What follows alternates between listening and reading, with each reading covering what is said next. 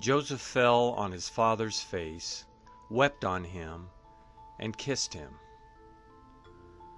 Joseph commanded his servants, the physicians, to embalm his father, and the physicians embalmed Israel. 40 days were used for him, for that is how many the days it takes to embalm. The Egyptians wept for Israel for 70 days. When the days of weeping for him were past, Joseph spoke to Pharaoh's staff, saying, "If now I have found favor in your eyes, please speak in the ears of Pharaoh, saying, My father made me swear, saying, Behold, I am dying.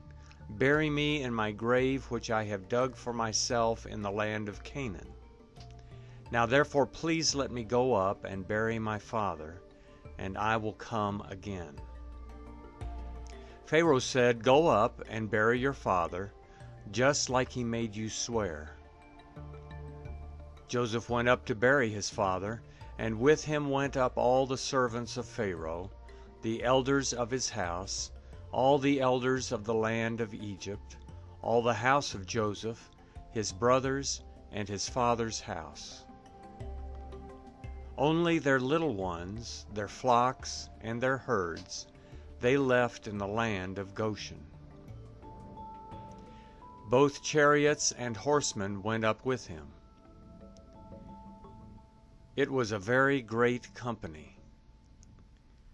They came to the threshing floor of Atad, which is beyond the Jordan, and there they lamented with a very great and severe lamentation. He mourned for his father 7 days. When the inhabitants of the land, the Canaanites, saw the mourning in the floor of Atad, they said, "This is a grievous mourning by the Egyptians." Therefore its name was called Abel Mizraim, which is beyond the Jordan. His sons did to him just as he commanded them, for his sons carried him into the land of Canaan, and buried him in the cave of the field of Machpelah, which Abraham bought with the field, as a possession for a burial site, from Ephron the Hittite, near Mamre. Joseph returned into Egypt, he and his brothers, and all that went up with him to bury his father, after he had buried his father. When Joseph's brothers saw that their father was dead, they said, "It may be that Joseph will hate us, and will fully pay us back for all the evil which we did to him."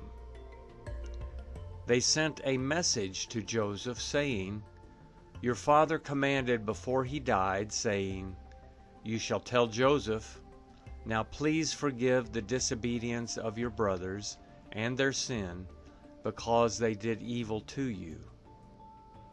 Now please forgive the disobedience of the servants of the God of your father." Joseph wept when they spoke to him. His brothers also went and fell down before his face, and they said, "Behold, we are your servants." Joseph said to them, "Don't be afraid, for am I in the place of God? As for you, you meant evil against me, but God meant it for good, to save many people alive, as is happening today. Now therefore don't be afraid.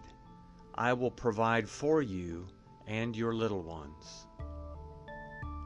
He comforted them and spoke kindly to them. Joseph lived in Egypt, he and his father's house. Joseph lived 110 years. Joseph saw Ephraim's children to the 3rd generation. The children also of Machir, the son of Manasseh, were born on Joseph's knees. Joseph said to his brothers, "I am dying, but God will surely visit you, and bring you up out of this land to the land which he swore to Abraham, to Isaac and to Jacob. Joseph took an oath from the children of Israel, saying, God will surely visit you, and you shall carry up my bones from here. So Joseph died, being 110 years old, and they embalmed him, and he was put in a coffin in Egypt.